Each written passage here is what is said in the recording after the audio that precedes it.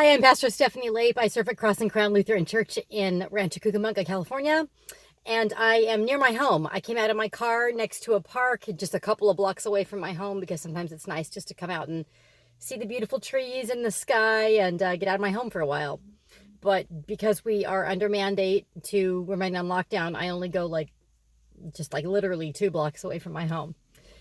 Anyway, today I want to talk about something that kind of had to do with the last few videos I've made. And the last 3 videos were about how to talk to people when they're in pain. I'm sure you already know people that suffer in some way or other, and it's only going to get more so, I believe, for all of us as this virus unfolds. And throughout our whole lives, we're going to know people that suffer in big and small ways. And so I think it's helpful to understand some best practices and things to do. So the last 3 days, I talked about some things to do or say that might be helpful. Well, today has something to do with that. It's related, and it's about having distance, not so much social distance, but having a kind of emotional distance or an emotional boundary between other people's pain and your own heart. Now, let me give you a little bit of background here. About 11 or so years ago, 11, 12 years ago, I was doing chaplaincy work over at Loma Linda Hospital, which is a hospital near my home in Southern California. And one of my first days there, and they do a little bit of training, but not a whole lot. They kind of throw you into the deep end of the swimming pool to see if you can swim, kind of a thing. So with some training, but not a ton yet, the training happened as you go. There was a family, and there was a little girl in the family, a baby. She was probably 9 or 10 months old, I would guess. And this baby needed to go in for heart surgery.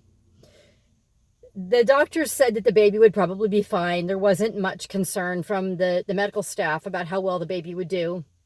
But the family was absolutely distraught and incredibly anxious. And different people express grief and anxiety differently, of course, and some people are quieter about it than others. Well, this family publicly wailed in the hallway of the hospital. I mean, just cried out in agony because they were so scared that this little girl was going to die. So, being the pastoral presence there, I don't often when I'm with people, I empathize truly, with what they're feeling, but I don't particularly feel the feelings myself. I wasn't afraid that this little girl would die. I was listening to the medical staff, and they said that they were pretty sure that the girl would be fine. So I was listening to the family's feelings, and I was trying my best to console them. And I prayed with them, and I prayed with the little girl, and I was with the family as they walked the little girl into the operating room, and then I stayed with the family for a while after. Well, eventually my 24-hour shift there ended, and I went home. And the next day I was grocery shopping in Costco. And as I was in Costco, a family walked by me that had in the cart, in a car seat, a baby that looked similar to the baby that I had been with in the hospital. And I just broke down sobbing in the middle of Costco. I mean, just like in the canned bean aisle, just crying. And I was like, what is going on? So it was the holding of all of that stress and grief and anxiety on behalf of this family that I hadn't released. The other thing that was going on was that I was used to teaching. And, when I taught at colleges, I had notes and preparation, when I went in to teach a class. But as a chaplain, you don't get to take notes in with you. I mean, you just walk in there, and you often don't know what you're going to even encounter in a hospital room. You're called to a room, but you don't really know what's going on in the room. So I felt like I went into these rooms with no preparation. So because of both of these situations, no preparation and then also not releasing the pain, I thought, you know what? I'm going to bookend my 24-hour cycle, my 24-hour stay there, my shift. I'm going to bookend that with prayer. So Loma Linda Hospital has a beautiful chapel, and so I would go into the chapel at the beginning of my shift, and I would say, God, the people I'm going to see are your people. They're not mine. And so this is my preparation work.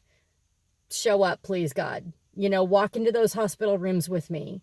Give me the words you want me to say. Let the people feel your presence, your healing power, whatever they want you to feel. They are yours. So I would just do like a little bit of a prayer.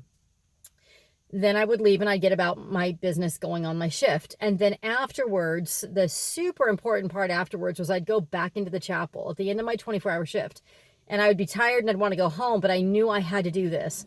I'd go back into the chapel and I would say, sort of in sort of the same thing, but kind of in reverse, like, God, these people are yours. I would declare that again. They're not mine. They're yours. And then I would do the reverse thing. I would release them back to God. I would say, God, I'm giving them back to you. I'm not going to carry them out of this hospital with me. Their pain is for you to deal with. You've got the shoulders big enough. You're the savior of the world. I'm not their savior. I cannot be. And so they are your people. That helped me tremendously, absolutely tremendously. And I've done it ever since as a pastor. When I'm with people, I really do empathize with their suffering and their pain. I've talked to people that have gone through just tremendously tragic things, and I wouldn't be able to have the energy and the strength to keep going and see person after person after person if I didn't release that emotional quality of what they were going through.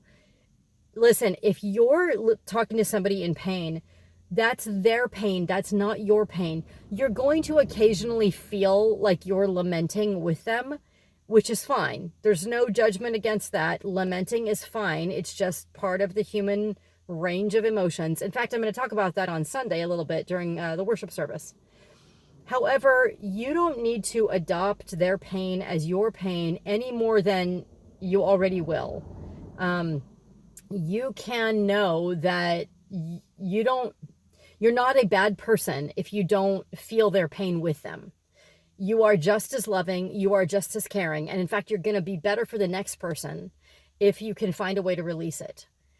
So this really miraculously gives me the energy to talk to anybody in pain. And of course, I need rest. Of course, I need a break from this sometimes. Of course, I need good sleep and sometimes just watching a movie and hanging out with my family and doing other things that aren't ministry.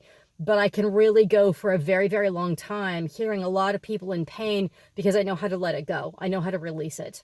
If it just stacked up on me, there's no way I would be burnt out in ministry for sure. So during this time when you know people in pain, you can be there for them and you can be there without a sense of threat because it's not going to break you. You know how to let it go back to God. You know how to release that suffering.